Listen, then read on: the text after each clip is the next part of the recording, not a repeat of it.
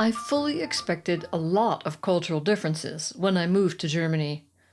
They speak with lots of umlauts and guttural noises.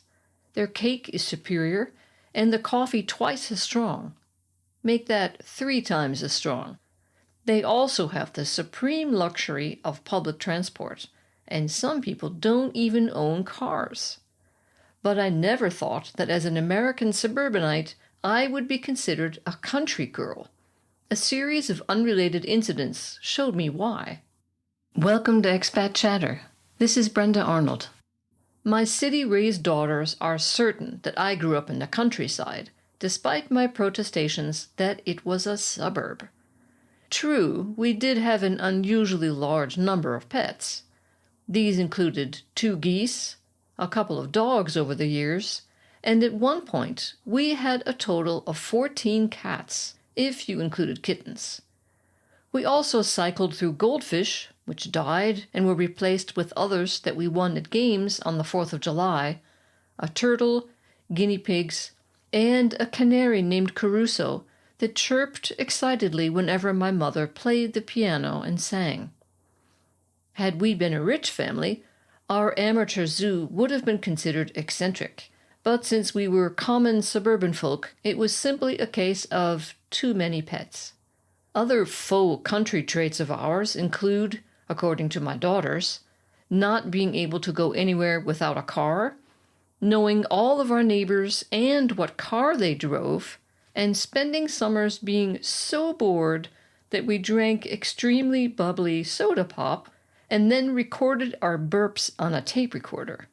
I need not point out that these are less aspects of country life than they are of large portions of 1970s American life in general, except perhaps the recording of soda pop burps. By contrast, my father truly was from the countryside, from northern Illinois, the land of endless cornfields. He worked summers on a neighboring farm, owned by a couple appropriately named Amos and Allie. Growing up, I recall how he started tomatoes from seed in egg cartons on the windowsill.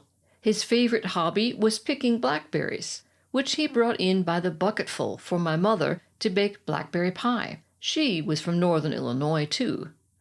All that is missing from this tranquil picture of country habits is a rascally boy, perhaps wearing a straw hat if one has read too much Mark Twain, stealing said pie from the windowsill while it was cooling. I naturally picked up some of the habits and knowledge of my father. This especially applies to observations about nature, such as what a cornfield looks like during different stages of growth. I assumed that everybody knew these things and was surprised to discover that this definitely did not apply to my husband. So it happened that several years ago, after a bike trip through northern Italy, I called my father. I was brimming with enthusiasm about the journey and couldn't wait to tell him about it. We started off in Mestre, on the mainland, I said. Then we had to ride our bikes over the causeway to reach Venice, which consists of lots of islands connected by bridges. Uh-huh, he said. We were in a hurry, so we walked right past St. Mark's Cathedral, but went back later to see it. Uh-huh. I doubt I could have made him say anything else if I had told him I had participated in a Venetian carnival and had had a drunken orgy while sporting a mask covered with rhinestones and feathers. I continued. Once we were outside the city, we rode through lots of small villages, and in between we saw a whole bunch of cornfields. Now I had his attention. This was the one pertinent fact that I had foolishly omitted from my narrative. How high was the corn? He asked. He was not interested in whether we'd seen the Palazzo Ducale, ridden in a gondola, sipped cappuccino in a piazza, or eaten pizza. But corn. He knew corn. And in corn country, the benchmark for corn growth is knee-high by the 4th of July. Relating this story to my city-born and raised husband with much amusement, he looked at me, puzzled. Corn? There was corn? This got me thinking about similar contrasts I had noticed in the past. There is a certain comfort that comes with the realization that I am decidedly not one of those people who has married a person eerily similar to their parents. Our house in the suburbs was visited annually by paper wasps, the kind that chews wood to make fine gray paper to build its nest. The biggest nest was always just inside the gable of the garage. The wasps expanded this nest throughout the summer so that by fall it would be around 20 centimeters or 8 inches across. At night, when the wasps were sluggish, my father would casually take a broom or shovel and knock the nests down, except for the big one in the garage, which had to wait until winter when they were all dead. Against the background of this insectified childhood, I was not alarmed when wasps built 3 small nests under the railing of our terrace. I bought a can of bug spray and was confident that this would take care of the problem. We would wait to use the spray until evening when they were quiet. Not so my husband. He put on his reading glasses and turned the can of bug spray carefully under the kitchen light to study the minuscule instructions. Wait until nighttime, the instructions said. Wear protective clothing, they advised. Be extremely cautious. To say he took these instructions to heart would be like saying the Pope thinks there are a few rather good ideas in the Bible. As dusk fell, my husband emerged in full battle gear.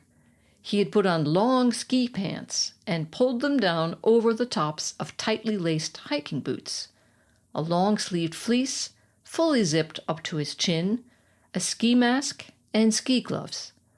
The only visible body parts were his eyes, through ski goggles, that is. "Do you really think all that is necessary?" I asked him while trying desperately to stifle a laugh. He held up his mittened hands and replied in a muffled voice through his ski mask, "I'm not taking any chances." I should add at this juncture that I was the one doing the spraying, not him. I was wearing jeans and a hoodie. Soon it was dark. I sauntered out onto the terrace with a flashlight, locating each of the 3 nests. Pft, pft, pft. And they were covered in bug spray. Nothing happened. All was quiet. Nothing flying through the air, save for the faint smell of bug spray. Overnight, a couple of dead wasps fell out of the nest. I swept them into a dustpan, then took a broomstick and nonchalantly knocked down the nests and threw them in the garbage too. Whew, that was a close one. The only safety precaution I had taken was zipping my hoodie shut, which, in fairness, is more than my father had ever done. And finally, this year I decided to plant tomatoes on the terrace.